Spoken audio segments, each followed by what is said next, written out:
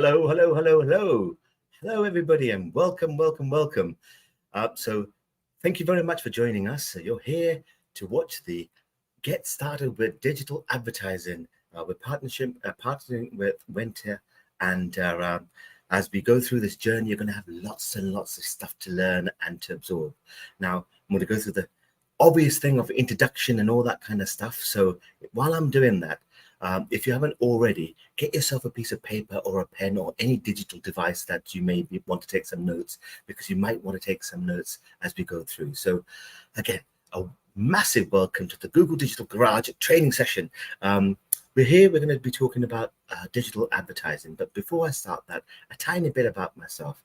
I've been in the trade, as it were. I've been doing this kind of digital stuff as well as marketing for over 25 years. So a lot of kind of experience that I bring. And I've also been doing loads of training for Google on seminars like this.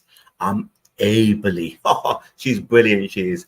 I've been assisted today and helped by Sarah, and her name will appear with a blue spanner on the moderation part, which is on the chat box. Now, if you want to get involved in it, and I really do encourage that you sign on, please go to the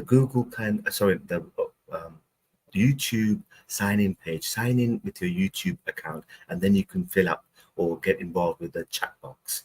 Also, if you're having any issues, kind of technical issues with the page being slow or something like that, you may want to refresh your YouTube page that you're watching on right now and make sure that that's refreshed. And of course, please say hello. You've already started saying there's Joy, there's Susanna, there's Gato, loads of people. Tim saying hello too. So please get involved with the conversation with Sarah, who will be, again, writing and helping out with all the kind of queries that you may have. There'll be opportunities during this talk itself for you to ask questions if you want to. Again, Sarah will be answering majority of the questions, and if not, then I'll take up some of the more complicated or longer answers that may be necessary as we pause through this presentation stroke webinar.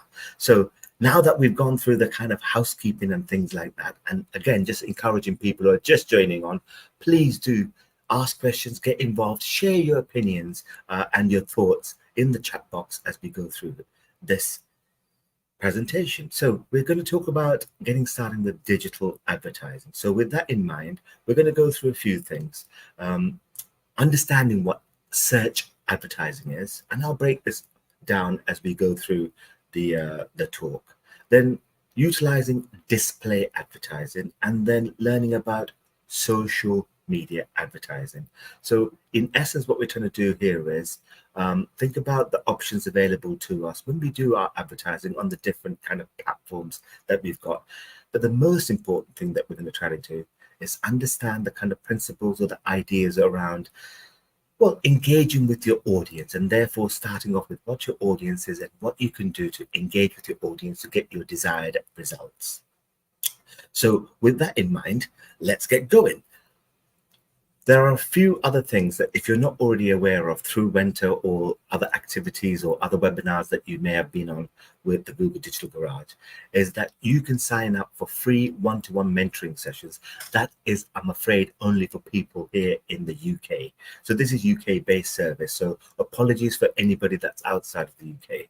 But if you are a small business or a charity, and or if you're just looking to get some help yourself, I think Sarah's going to be typing in the link to this, but the link is on the screen in front of you.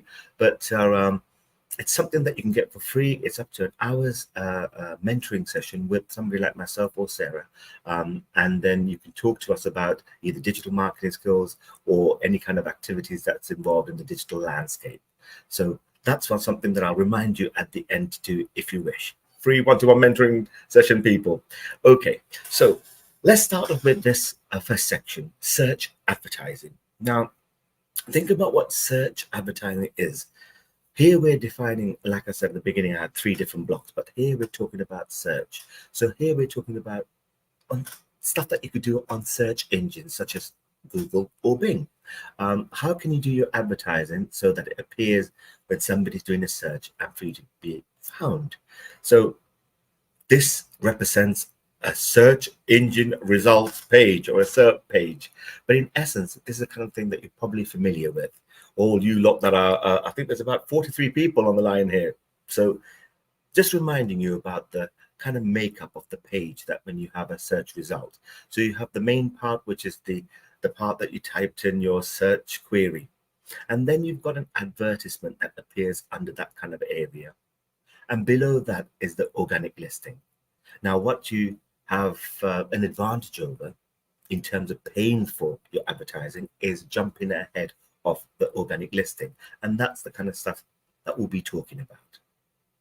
So as we go on from here, the kind of example that I like to use as we go through the whole talk today is Pauline's Pizzeria. It's an Italian restaurant based in Edgbaston, which is in Birmingham here in the UK. So I'm going to use that as an example, but of course you may have your own examples that you might want to think about in terms of relating to what we're talking about here. But there's a kind of typical business that wants to get themselves online and advertise and think about the different channels available to them. So Pauline wants to increase sales. Now tell me, who doesn't want to do that, eh? But they also are interested in how digital can help them with their advertising. Digital, we're talking about all the stuff on the digital landscape. So let's go through a couple of things. This is going to be pretty similar to the 3 different areas that we're going to talk about. So again, if you try to just be mindful or aware of the kind of steps that we're taking. The process of search engine marketing, you're thinking about kind of the classical things that you think about when you're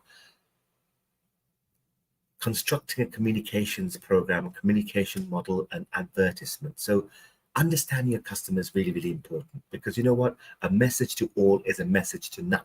So the more clear you are about what you want to say, to whom you want to say it, the better it is.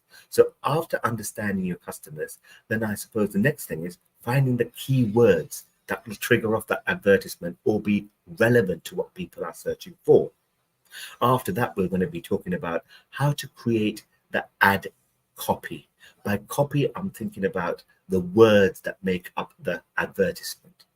And then we'll put it all together and see how that works. So again, if you want to ask any questions or share some examples, please share that in the chat box. But I don't think we've got enough said yet for you to think about details yet. So, but I'm just saying you can use the chat box to communicate with us.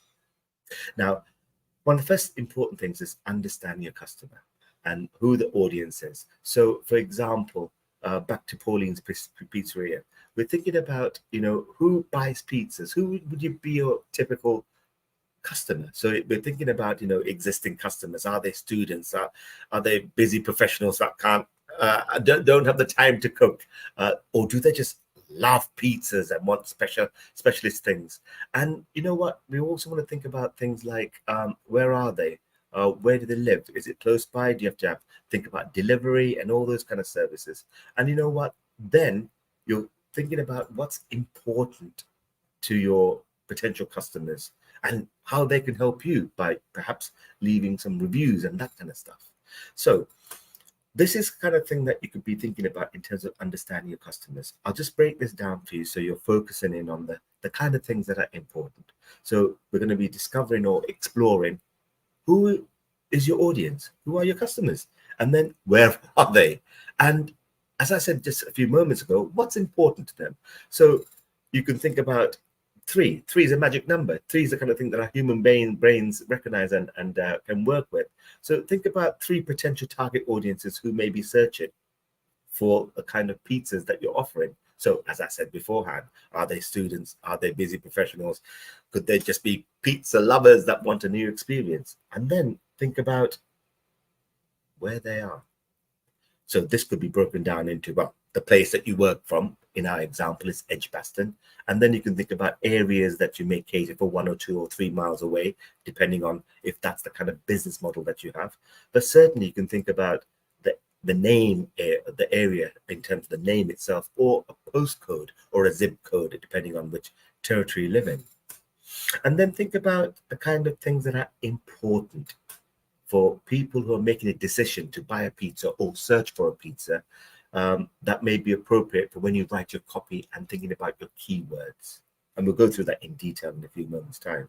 But things to think about are things like, well, the type of toppings, the variety of toppings, whether instant gratification is important, fast delivery, or stuff like got an authentic taste or authentic flavor, or something about the heritage of the pizza, to say, well, if you're going to spend some money, you want to get a proper service and a proper product from it.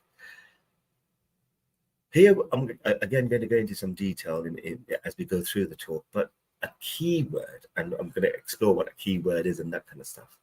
That's really, really important, because by creating a plan around your keywords, you're then thinking about how your advertisement will be triggered, will be shown when somebody's searching for a search term. There's lots of different ways to do this. For example, you've got Google Keyword Planner. You've also got tools such as Keywords Everywhere and Google Trends. Some of these things Sarah will be sharing with you in terms of detail. But of course, if you have some good keyword planning tools, share that with the group too. So it goes both ways here, people, for those that are already into kind of doing this kind of thing. So let's just explore. And this is not rhetorical. You could answer this if you want to. What do you think a keyword is? Or what's your idea of a keyword? What's your conceptual kind of way of thinking about a keyword? Would you just think, actually, I'll say it this way around. When you do your searching for any product that you're looking for or a service, do you just search under one keyword, or do you put in a key phrase? What are the kind of things that you do when you search for things online? I want to pause there to give you some pressure to start writing. Again, if you wish, please share your ideas and your thoughts into the chat box. But in essence, just to keep this flowing, think about your keyword, or the choice of keywords are the things that's going to trigger off your advertisement to be shown, and how much you're going to be paying on each of those keywords. And I'll go into that into detail. But the choice of keywords is really, really important, because that's the first choice as we go on to the advertisement and other activities after that. Okay, so for those that actually nobody's answered my question beforehand. Oh man, come on, people. It's very rare that you just type in, I would suggest something like pizza. You'd be looking for something like a fast pizza, or a particular thin pizza, or I don't know, meaty pizza. You'd be looking for certain kind of phrases. And here we're thinking about combinations, combining different keywords. So keywords, something that's related to your business, is important. And again, the example here we're using is a pizzeria. Now, what you could be thinking about here is, again, fast food, takeaway, something that's close by. Again, the kind of a specialized topic that the kind of ingredients that are kind of specialist to your very pizza, as opposed to other places that they can go to drive people there, and people are searching for that. Of course, to put in a locality, the actual place that you work from, because it's going to be a kitchen, a restaurant, or a cafeteria, or a takeaway outlet. So that might be important in terms of people actually coming to pick it up from you, or thinking about the delivery, how far it is. So things like Birmingham, Edgbaston, B18 as a postcode. And then you can think about putting those ideas together to make up a combination of different words. So here you can think about, pizza in Edgbaston, fast food in Edgbaston, takeaway in Birmingham, and then going into pizzeria and that kind of thing. So this is how you build up combination of keywords. And again, think about your own behavior when you're searching for, from a pair of trainers through to food. You're probably going to be putting in one more than one word. Even, I don't know whether it's going to be a hamburger. What kind of hamburger are you going to go for? Is it top end? Is it just with some cheese? That kind of thing. Right. So I'm going to go through an exercise here, people, and it's not going to be painful. And this is where your piece of paper, pen, and or digital device may come in handy. You could type this into the chat box as the answer. Alternatively, just think it through, because it's really important. So here, what I'm asking you to do is, I've got some keywords here, and I'd like you to align the keywords with the 4 different businesses. So here, I've got a mobile hairdresser in Birmingham. Then I've got a phone repair shop in Birmingham. I've got a cupcake shop in Birmingham. God, there's a lot of things happening in Birmingham. And then I've got an online fancy dress shop, which is probably in Birmingham too. But underneath those main box, you've got kind of different keyword combinations. Just for a few seconds, think about which keyword or combination keywords go under the different columns. So just if some of you are brave enough and want to type things into the chat box, please do. As I said, Sarah is brilliant, and she's waiting there to hear from you too, because I can't actually see you, obviously, because it's a webinar, but we can certainly react with you. So if you want to put down, for example, cupcakes in Birmingham, it's this, this, and this. I'm just going to give you a couple of more seconds, and then I'm going to reveal the answers to you. Any takers for typing in the chat box? I'm going to keep on moving then. So these are the kind of keywords that are available, and this is the kind of thing that you could be thinking about. So if you were to be, I don't know, providing cupcake shop in Birmingham, you might want to think about red velvet cupcakes in Birmingham, same day cakes in Birmingham, best cupcakes in Birmingham. These are the kind of things that you can use in terms of the combination keywords that can drive people to your website through your advertisements that you put up. All right. So from here, we're thinking about creating the actual adverts themselves. So far we spoke about keywords that will trigger off your advertisement. This is the part where we talk about the advertisement. So we've got the keywords, as I said beforehand, and then we've got the kind of target that we want to go in terms of the audience and what people are searching for, and then driving it into getting an advertisement that people will be triggered by, clicked on, like what they're seeing, and then click on that advertisement. So it's got to be relevant to what people are searching for. The keywords will trigger off the advertisement. The advertisement, the words in the advertisement should go over the kind of, well, key elements, I suppose, to think about, well, description of your services, when you're opening, when you're closed, or the kind of unique selling proposition of fast food, or it's hot, or it's buy one, get one free, that kind of promotion to drive people to your website. Keywords trigger off your advertisement. Advertisement, you get engagement. People then decide which advertisement to click on. They click on that, and then they get taken to your website. So here, the kind of pizza takeaway in Edgbaston, 15 minutes fast delivery.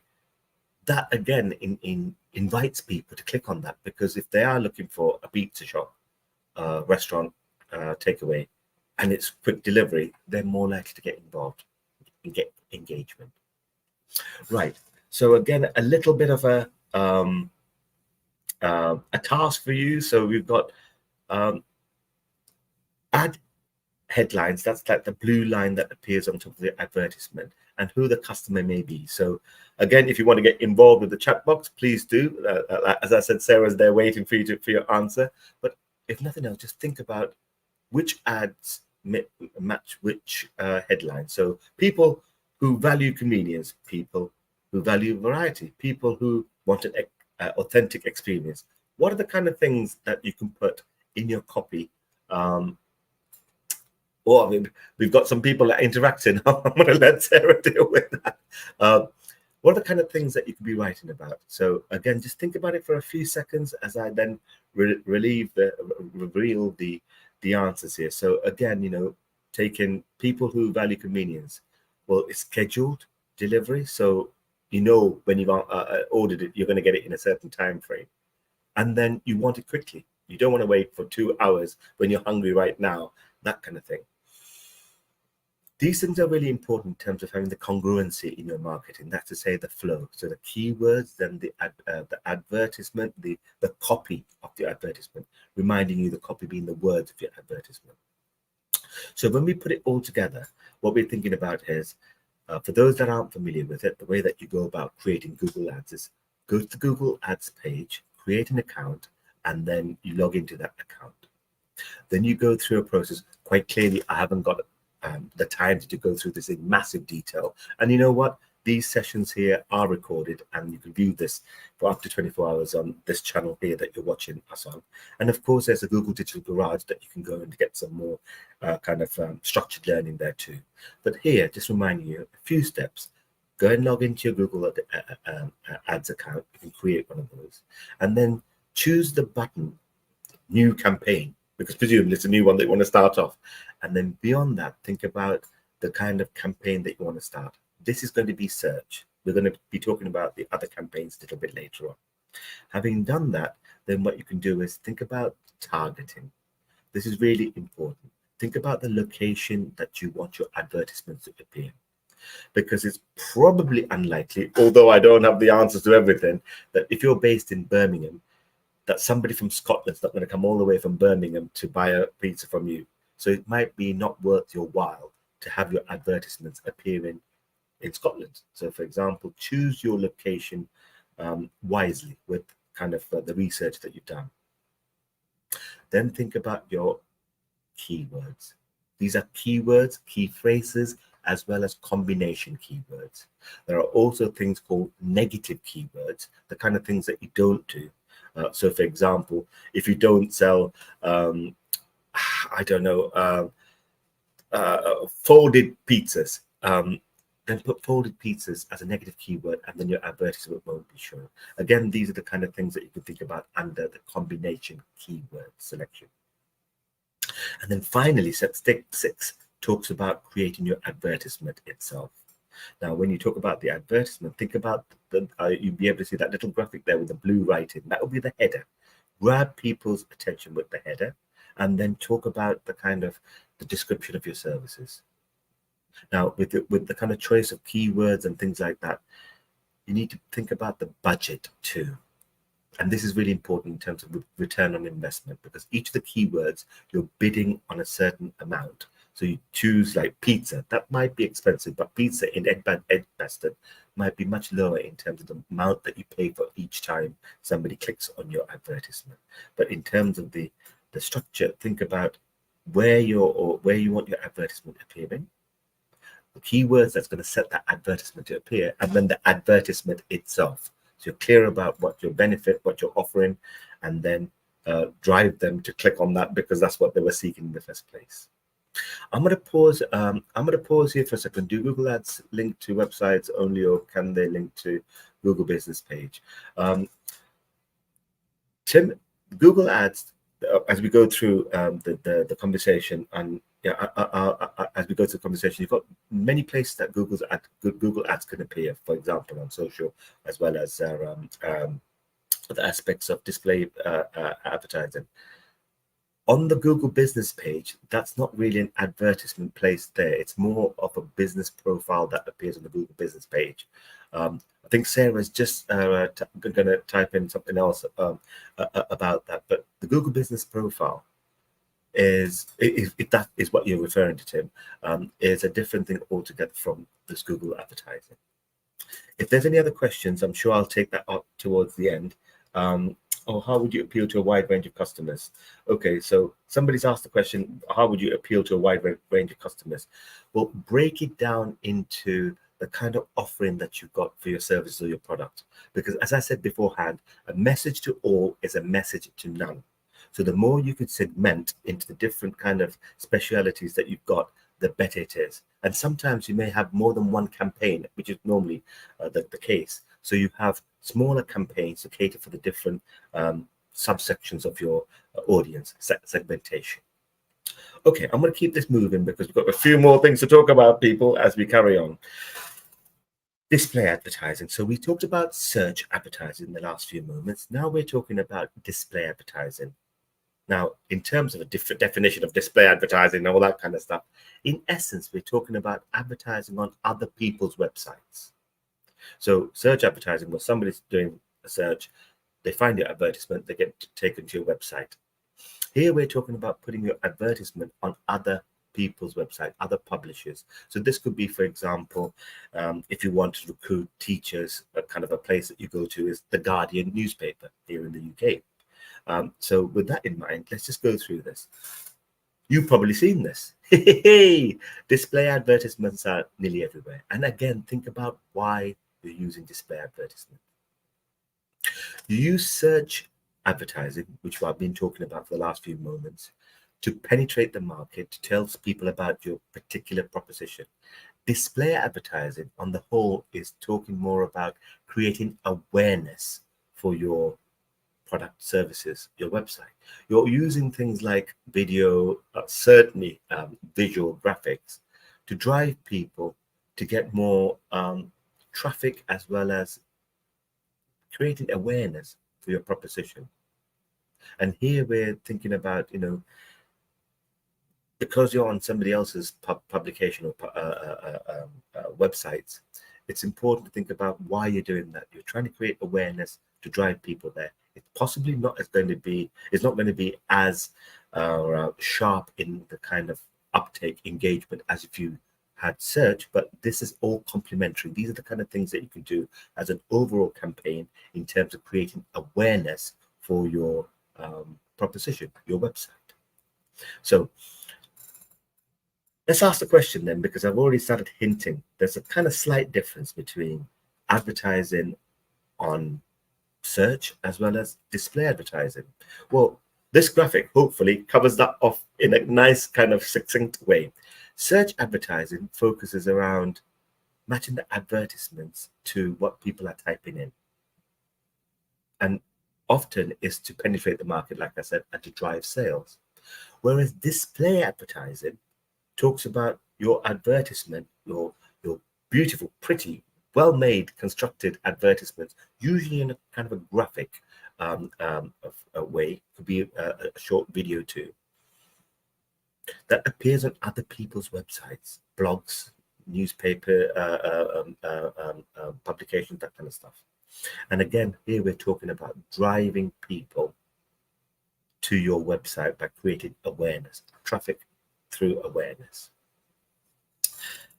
Have I got any? I just thought I had somebody ask a question. So again, this process is very similar to the process that we spoke about before for search. So understand the customer, finding the places to put your advertisements, creating advertisements that are eye-catching, because you know what, you've got about 3 seconds, 10 seconds to grab people's attention.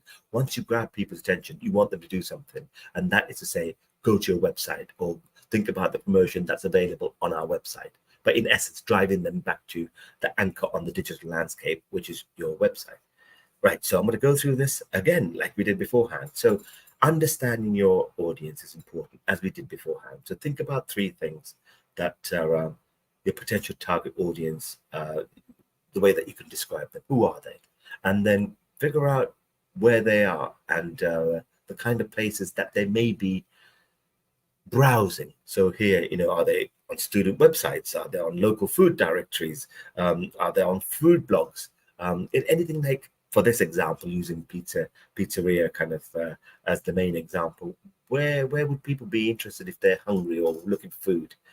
So think about where you could be placing your display advertisement. So within Google Ads, as I said, when you enter that domain and you log in and create your account, before what we did was we used search ads. This will be under display ads, and within display ads there's a tool called Google Display Planner. Google Display Planner is for free, and it's quite simple, but it's quite powerful. I'm saying it's powerful and then simple to use.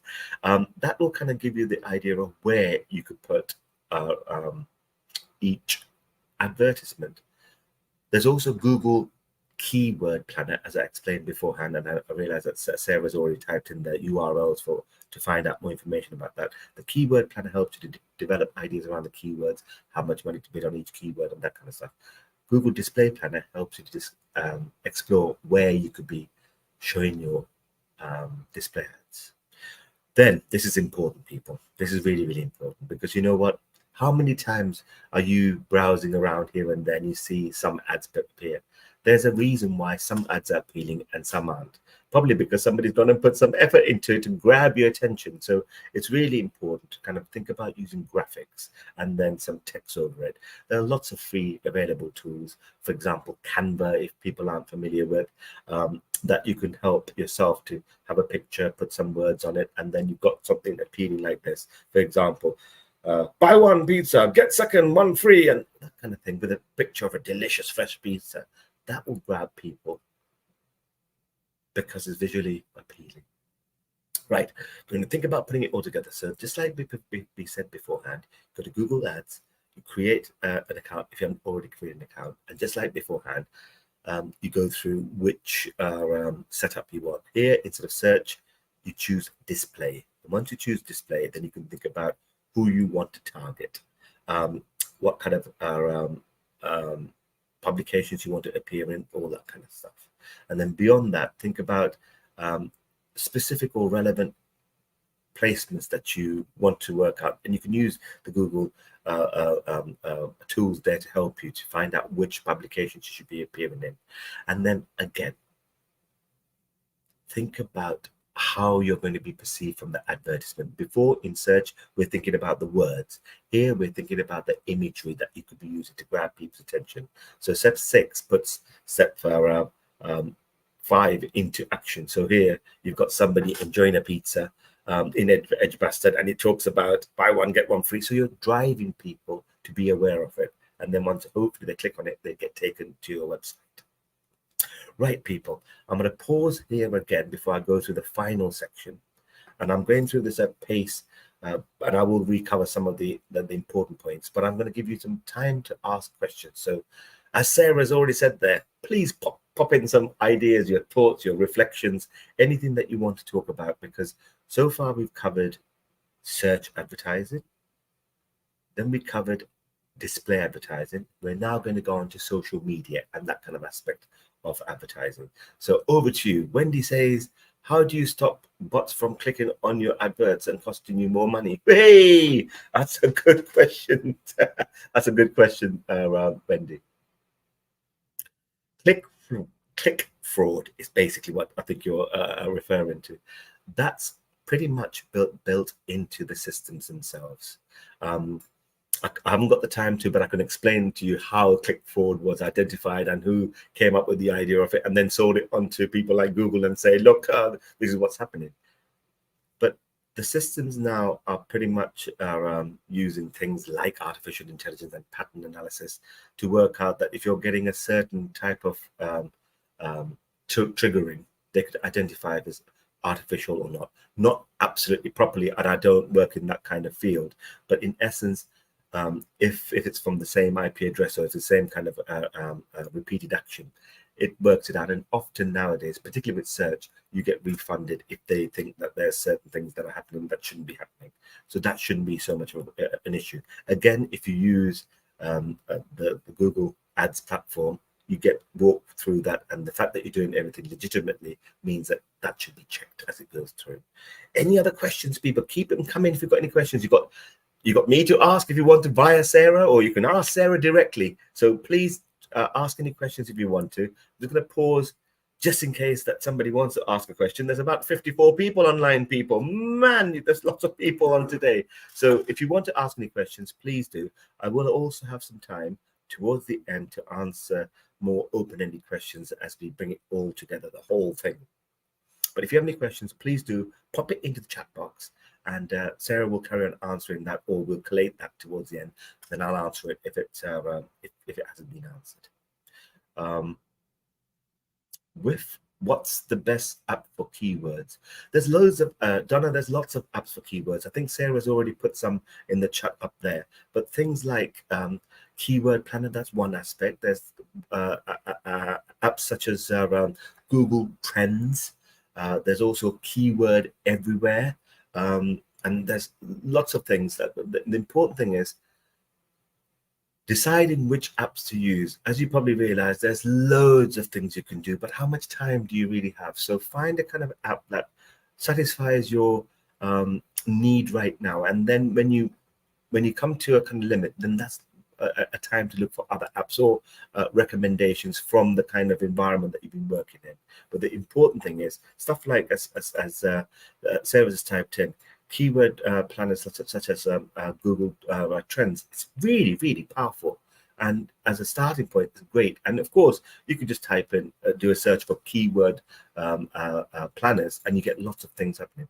Just bearing in mind that majority of these planners should be or are available for free. But of course, if you're going to pay for it, you're going to get a different level of service. Okay, I can't see any other questions at the moment, so I'm going to carry on moving because we've got this section to cover before we come to an end. But just reminding you people, please do write any comments, ideas, thoughts into the chat box as we go through this. You don't have to if you don't want to, but it'll be nice for myself and Sarah to interact with you lot, because you know what? That's what makes a difference. Just finding out what you lot are thinking too. Okay, so this section here, we're going to talk about things like social media and how you get that advertisement or how you penetrate that market place. So again, some of you people might have noticed that we've got an old icon there. Apologies for that. We've not had enough time to change the graphic.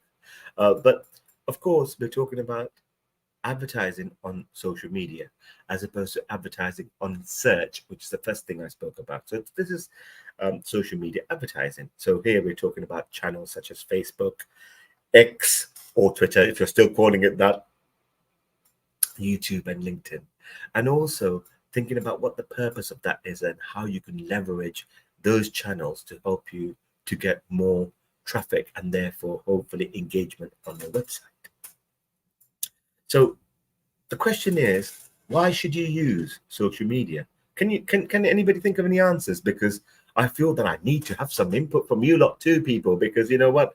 I'm just talking at you. I know it's a webinar and that's what I'm meant to be doing, but it's nice to hear some ideas. So just at this stage, just asking you the question, do you lot use social media to advertise your own businesses? Or I'm just trying to read it at the same time as talking through things. Or are you thinking about using social media? But the question is, why should you use social media advertising when you've got search and you've got display? So whilst, yeah, that's a good one. SK17. That is a smashing name. SK17 going around to my name is SK17. I know it's your name, but yeah, of course, brilliant. Thank you very much for Anna and Donna and all the other Marie.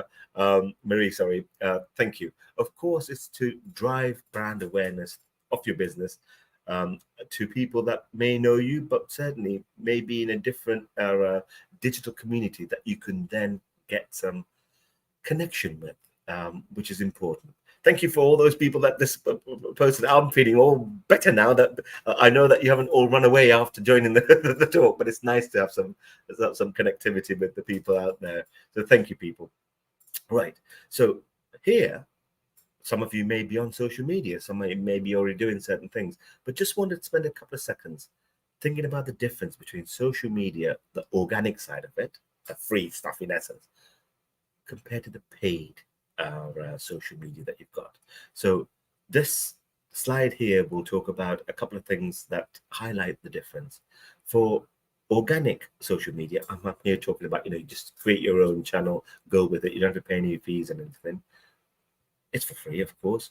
But then you could have content that appears on your business profile and people's newsfeed, but often it's to people that already know you, their followers or their friends. The difference mainly here is when you pay for the privilege, not only can you boost your performance, not the performance, but the way that it appears, how it appears, how often it appears, and that kind of stuff. But you can also pay for the viewers, the actions, and the clicks from the advertisements that you get from people clicking on your advertisement. Of course, your advertisement could appear in different places. So it doesn't necessarily just have to be to the people that are following you. It could be to anybody. So, for example, back to our example of, say, the pizzeria shop. All right, people are interested in food. But you know what? There'll be digital communities, for example, say on Facebook or Instagram, whatever it is, that might be also busy business people or are interested in holidays and they're in that area and they may be looking at something. If your advertisement appears on social media, that's again a chance for you to be found, and then you're pushing people back onto your website. So think about the difference. You've got your organic, yeah, but then if you paid for it, and this is what this kind of the talk here is all about, the difference between organic and then if you pay for it. If you're paying for it, you're getting a different level of service and, of course, penetrating the market with different avenues available to you. So I would like you lot people, you people with their um, detailed eyes and things like that. If you can look at the screen and the screen is big enough for you to see, can you tell me if any of you can find out the difference between the social media, which is on the left-hand side, depending on which way you're looking at your screen, and the paid for social media page, the image rather. Can you, again, I'm just spending a couple of seconds on this. Wendy says, if you're paying for views through this, surely is a fake business model.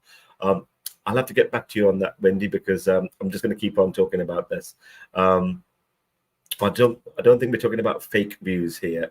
It's for advertising. When you pay for advertising, you get a service. Right, back to this slide here, people. Anybody want to tell me what the difference between organic social media and paid for social media, as you can see there? Or you lot are shy. Come on, type away if you want to. You don't have to type away, but if you would, it makes a difference. The main difference here is, again, if you think about it, how you're getting your interaction with your end user. There are organics that link but paid for on it. Yeah, SK17, you're back to form again here. Yeah. So on the right hand side where it's paid for, you've got more chances of interaction. You've got the like us page, you've got some more information about what you're offering, and of course a link back to the page that you're advertising. And likewise, this one here, you've got some trainers, you've got the organic and the paid for.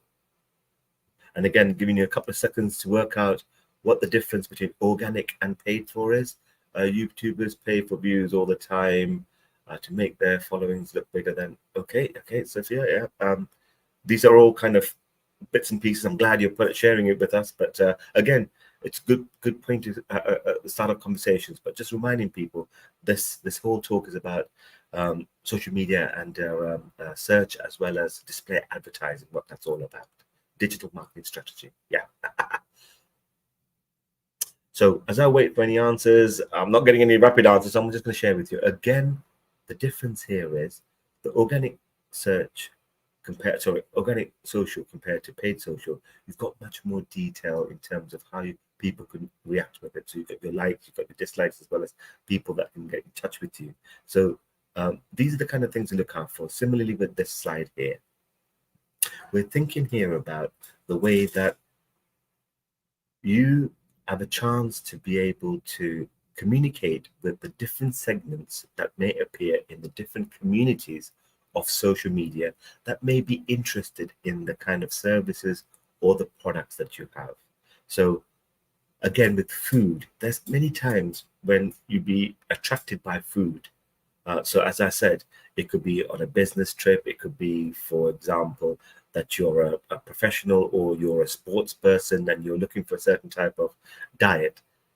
Then think about writing or creating posts on social media. And then by paying for it, you've got more chance of people finding you. And with that in mind, just talking about a couple of other things that is relevant to this when you're deciding if you want to do social media advertising. You've got to, at the very beginning of this section, I came up with the different kind of channels, for example, X or Twitter, Facebook, LinkedIn, Facebook, Instagram, that kind of place. So when you're going to think about where you should be advertising, again, the process, four-step process, like we've been talking about beforehand, is think about why you're doing it. What's your objective? Why should you be using social media advertising? And then the classical thing that I keep on talking about over and over again, think about your audience, who they are, and then, you know, where they are, how they're broken up into in terms of segmentation. Creating an advertisement that's eye-catching, engaging, grabbing attention is really, really important. And then, of course, setting yourself some kind of budget so you can measure your return on investment. If you're paying a lot of money and you're not getting much business, that's when you should pause your activity and optimize what you're doing. So Reja asked, can we use one advertisement in different platforms? Like, again, Reja, just answering that question there. And apologies if I'm not saying your name properly. I've got problems saying my own name. Think about what you're asking. So can you use advertisements in different platforms? Like one advertisement, yeah. The different platforms, for example, the ones that you listed out there, Facebook, Instagram, LinkedIn, they're all for different audiences, and we'll discover that in a few moments' time. So the more focused you are in the audience that's using that platform, the more likelihood that when you send out a message, it will be received it the way that you sent it. If you're using the same advertisement across the platforms, it might not engage as well. But we'll go through that in a few moments' time. So here, building on this slide, choose the objective audience, then think about creative copy as well as the budget. Now, people may know about things like analytics. Analytics is the platform or the tool that you can use to measure the traffic of your website, how people are coming, how they found you, how long they spent on it, what type of people are visiting, that kind of stuff. Here, we're talking about insights. Within things like Facebook, you've got their own version of analytics that allows you to work out who's actually visiting your website, web pages. I've got website and web pages mixed up this then. So here, for example, this tells you that there's a certain amount of males of a certain amount of a certain age group. Again, you can adopt and write your copy, the tone, so it's more relatable to that group of people. So insights will allow you to define your audience and then therefore communicate more efficiently with that audience. You could also figure out what the competition's doing. You know what? If you know what the competition is doing, you can either align with what they're doing, or you can stand apart, aside from them, or stand out from all your competition by saying something different than what they're doing, if that's what you want to do. So it's really important. You know, you could just do a quick search on the kind of stuff that you're doing and see what your competition's doing, and by that you can get some design inspiration. Now, I'm not saying go and just copy them for the sake of copying. That's not what I'm saying. What I'm trying to say is you can get some design inspiration of why are the competitions doing that? Can I learn from a gap in the market? Is there something that they're saying that I'm doing but I'm not saying? And then that should trigger off that kind of inspiration in your mind. There's, of course, as I said beforehand, things like our Google Analytics. Now, that's a powerful tool, and you can have incredible amount of granular data. That is to say, some really, really detailed data, or you could get some top line data. So, for example, if you have Google Analytics built into your website, you can go to Google Analytics, and under the category of acquisition, you can choose channels, and within channels, you can work out where the traffic from social media is coming from, and that could then give you an informed way of making a decision about whether you should be on YouTube, Facebook, Reddit, Twitter, that kind of stuff. If you've got lots of people coming from those channels, well, that might be an opportunity for you to do some paid advertising on that. As I carry on, and please do put some ideas, any thoughts as I carry on. I keep on encouraging people to write some your thoughts and your ideas into the chat box if you wish. But just carrying on from here. So I'm choosing these three platforms, and again, Twitter, we'll call it X, if you know what I mean. We haven't had the time to change that at the moment. Things are moving so rapidly. By the time we change it, they've called it something else. But if you're used to tweeting, you're of course used to, is it Xing? What's the verb for if you X? I don't know. You can write that down in the chat box here and help me out here. But of course, you've got like these main channels that we can explore. It's got Facebook, then you've got Twitter or X, and you've got LinkedIn. Now, to answer that question that was asked before, can you use the same advertisement across the channels? But think about what you're doing here. With Facebook, you're thinking about things like the location, the age, the gender of a person, what their interests are, and what kind of life events are happening. Are they going to university? Are they getting married? Are they going on holiday? That kind of stuff. Whereas Twitter, you're thinking about location and age, gender, but you're also thinking more about specific keywords, because people are searching for certain topics that they can talk about, and people often follow celebrities, thought movers and shakers, thought leaders, that kind of stuff. And within LinkedIn, you're thinking about location, age, gender, but also job titles and skills. And just a reminder here, people, particularly for business. LinkedIn is not just a recruitment tool, it's also a business to business directory. And LinkedIn is incredibly search engine optimized. So if you're appearing on LinkedIn or if you're posting on LinkedIn, you've got more chance of being found on search too. But outside of that, think about the kind of classical differences here. Facebook, life, events, interests. Twitter, keywords and following people's ideas and posting your own views.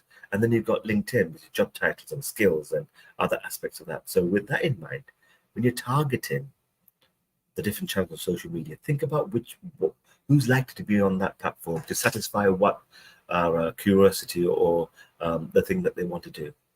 So I'll just answer this question. How many days you should play your ads on social media to get the sales that products? Niger, apologies about pronouncing it. I'll take that on towards the end as I keep going through this. So this is a little bit of a exercise for you lot again. So if you want to get involved, please do. I've got some classical examples here, and I'd like you to tell me which platform out of Facebook, Twitter, and LinkedIn that these are statements fit. So I want to target females who live in Coventry, like jewelry, and have a birthday coming up. I want to target people who live in Leeds and follow my competitors. I don't know why I went up with a high voice there. I want to target financial directors who work in IT based in the UK. Which platform channel would you use for which block there? So blue, red, and gold or yellow. Facebook, Twitter, and LinkedIn. Over to you for a few seconds, people. Oh, you lot are shy. You lot are. Okay, so if you weren't already if you haven't already thought about it, so Facebook is of course for things like jewelry and birthdays because it's interests and life events. Twitter, we're talking about keywords, leads, followers, and competitions and competitors. And of course, LinkedIn, we're talking about financial directors and the skills of working in IT and that kind of stuff. Thank you, Wendy. Okay, so this is when we like to spend a few moments and just remind you about a couple of things. And I'll take Naja's, thank you very much, the question that you asked just a few seconds ago. Okay, so if you wish, you can please fill in these forms. Like if you go to the URL, and I'm sure Sarah's going to post that too, to give us some feedback on this session. There's, of course, the one-to-one mentoring that's already been mentioned. There's also the Google Digital Garage that you can go to get some extra structured learning. And in terms of Wenta, I know that there's a lot of partnership between the Google Digital Garage and Wenta, so there's lots of things happening there. This video will appear for at least another 24 hours on this channel, and then it'll probably be found somewhere along the line on the great worldwide, is it web or wait? The interweb, I mean the internet. And of course, there's lots of other things that's happening in terms of keeping in touch with Wenta and Google Digital Garage. Okay, so I'm just going to ask that question that was asked about frequency. So how many days you should play your ads on social media to get more sales? Okay, this is a question that gets asked a few times. And fundamentally, I just want to reflect back to you. I'm not avoiding the question, just reflect back to you. It really depends on your resources of time, energy, effort, money, and all those things. Because I know that there'll be some people, oh, you might have read somewhere, it's got to be 14 times a day, 54 times a month. Look, it really depends on the kind of activity that you get, because this is all dynamic. You choose your keywords, you write your copy, and then you go live. Then you've got to monitor what kind of activity that you got. It's dynamic. So when you get that feedback through analytics, through insights and things like that, you may need to tweak it. So at the very beginning of any kind of, say, paid advertising, search advertising, I'd run a campaign for at least 2 weeks before I start getting insights on what I should be doing to change things around. And then I'll be keeping monitoring an eye on that. Because you know what? If I'm spending money on it, I'm concerned about my return on investment. if I'm not making any business from it, it's time to stop, because you know what? I'll be using awareness or social media instead of paid advertising. So think about the different channels that you're on. Think about the dynamics of the activity, and then thinking about keeping your finger on the pulse. It'll be inadvisable of me to say, spend 50 pounds, $50, 50 cents, whatever it is, not 50 cents because it's a band or an artist. That's a joke. Over a week, because it all depends on what kind of activities, how you set up your campaign, and how you can optimize it. But you should be able to think about setting up a campaign and then with a view to optimizing it, make changes, be responsive to what's happening. As I carry on, so just a couple of other things about next steps, and we've still got enough time for you to ask questions if you wish. Just those examples again. So one-to-one mentoring, if you want to talk to myself, or people like myself and Sarah, who's doing an incredibly brilliant job, and a brilliant mentor and a trainer coach. And there's other people behind us too, that you can sign up. Go to this link, this URL, and you can get one-to-one mentoring. And again, just reminding people that's within the UK, regrettably. Beyond that, there's all the other kind of activities that you can take part in, but these are the kind of hashtagging and places that you can go to get some more information and help. The Google Digital Garage, structured online learning platform. But if you're from Wenta, you know this kind of activity. So I'm just going to hand it over to you while I quickly look for any questions that I haven't answered. But you can type away some more questions, and just raise my attention to any questions that may have not been answered, because it's now coming fast and furious. So hold on a second. Yes, I'd say we're doing it. Okay, so I'm just looking at any other questions that I may have not answered. As a small art business, what is the best way to advertise yourself? So this was a little by Goethe, and I apologize if I'm not pronouncing your name. Again, think about what kind of art you're selling, who your audience is, and if you've got a gallery or not. If you have a gallery, it makes a massive difference, because you can ask people to come and visit you there. If you're selling it purely online as an e-commerce site, then think about advertising your artwork to customers that may be able to buy that at that price range. So this is where research on platforms such as Google Trends will allow you to find out, are people searching for your type of art? What kind of keywords are they putting in there? Are they within your location, or are they outside of your location? Are you willing to deliver, post things out, dispatch things? So again, with that in mind, search advertising is one thing that you could be thinking about. Display advertising, possibly not for your case, because it's about awareness. You may have a limited budget, I don't know. Social media advertising, possibly so, because you know what? There'll be people on social media that might be interested in the kind of stuff that you're doing, and it'll be relatively inexpensive compared to search advertising, depending on how you set up your campaigns. I'll take one more example. How many? Oh yeah, I've already answered that question. Yeah, so I'm just having a look at this too. So any last minute questions or reflections, please type that into the chat box. While I'm doing that, I'd like to say thank you. Thank you so much. Massive gratitude for you being online and paying attention to us. I hope you've got something out of this session. We've enjoyed delivering it to you. And I'd also like to thank Sarah. Brilliant in handling all your queries and typing away in the background there. Wonderful. Thank you very much to Sarah too. But over to you. Any last minute thoughts or anything like that? We've got about 30 seconds before we start having to do other things. But any comments? Wendy, you're more than welcome. It was our pleasure. Thank you, Wendy. And SK17 is still a smart name there. I understand that it's a tag there, but yeah. And Nana, thank you very much, Anne Marie. Thank you. But yeah, keep on learning, people, because the phrase I like to end up with is, don't be a know-it-all, be a learn-it-all. Thank you very much, everybody, and all the very best of luck, and keep on upskilling yourself. All the very best of luck. Thank you. Bye-bye now.